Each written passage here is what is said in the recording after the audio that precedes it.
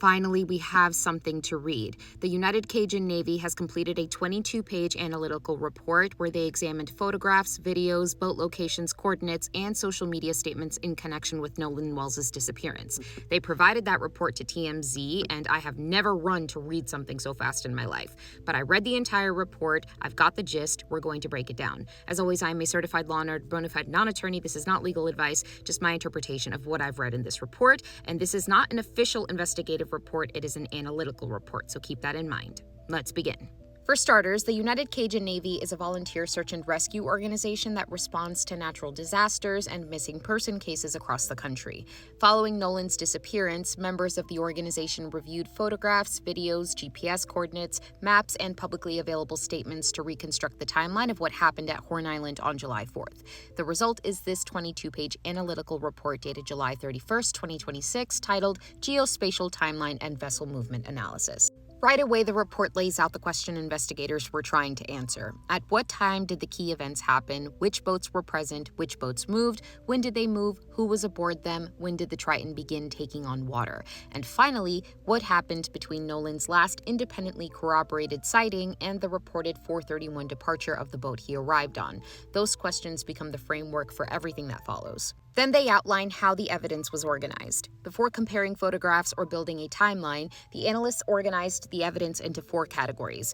The first category includes things that can actually be seen in a photograph or video, like the boats, the shoreline, and where everything is positioned. The second category includes labels that were added to the images. Throughout the report, you'll see names like Boat Number 1, Boat X, Triton, and Palm Beach. Those labels allow investigators to follow the same boats from one photograph to the next.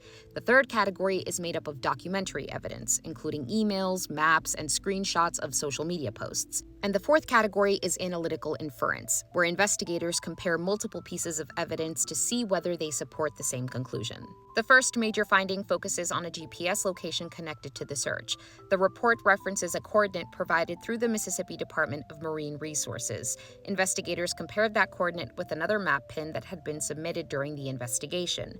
When they measured the distance between the 2 locations, they found they were only about 1.6 meters apart, roughly 5 feet. The report also references a second coordinate approximately 279 meters away, but doesn't identify what event that second location represents. With the search location established, investigators begin identifying the boats that appear throughout the photographs. To keep everything organized, they assigned each vessel a consistent label. Boat Number 1, Boat X, Boat Number 2, Boat Number 3, Palm Beach, and Triton. Throughout the report, those same labels appear again and again, allowing investigators to compare where each boat appears in one photograph versus another and document changes over time. Once the boats were identified, investigators started putting the day's events into chronological order. The earliest visual reference comes from a social media video displaying a time of approximately 3:23 p.m. A second video displays approximately 4:27 p.m. According to the information reviewed in the report, the Triton departed Horn Island at approximately 4:31 p.m.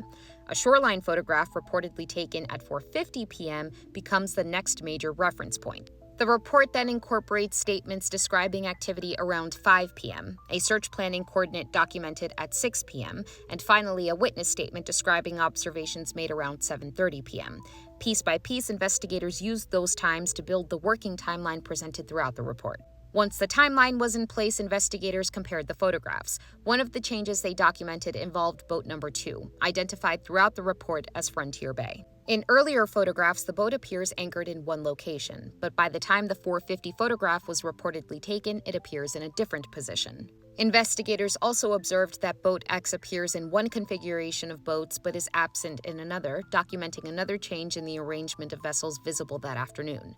The report also notes that Nolan may possibly appear somewhere within the 4:50 photograph, although investigators were unable to make a positive identification from the image alone. Another section of the report focuses on the Triton and when it may have begun taking on water. The analysts reviewed the photographs, videos, and other materials included in their investigation but were unable to determine when that occurred. To answer that question, they recommend collecting additional electronic records from the boat, including GPS info, engine data, bilge pump history, and onboard photographs and videos, along with interviews from everyone who was on board. The report then compares several public statements made after Nolan disappeared. Matthew Lamp described a group that was nearly involved in a fight around 5 p.m. Melissa Thomas later responded, saying she believed the person being described was someone else. The report includes both statements as investigators continue comparing witness accounts with the photographs and videos collected during the investigation. The final statement comes from Caitlin Brocard, not sure how to pronounce that, who wrote that her group remained in the area until approximately 7:30 p.m. before leaving and that Nolan was nowhere in sight. Near the end of the report, investigators identify the evidence they believe would help complete the timeline. That includes confirming Nolan's last independently corroborated sighting, authenticating the original video showing the 3:23 and 4:27 timestamp, identifying Boat X and everyone aboard, verifying the Triton's reported departure using electronic records, and creating a complete passenger list for each vessel so those accounts can be compared with the photographs, videos, and other digital evidence. One thing I found interesting is that the report ends almost the same way it begins. It comes back to the timeline. Investigators write that the period between Nolan's last independently corroborated sighting and the reported 4:31 departure remains the principal interval they're trying to reconstruct. It appears we have more questions than answers, so I will keep you posted as more information comes out. Let me know your thoughts. I think the biggest question for me out of this report is, why was the Triton taking on water? I want to know. I want to know if it was taking on water. Let me know what you think in the comments, and I will keep reading and I will try to answer your questions to the best of my ability. I'll catch you in the next one.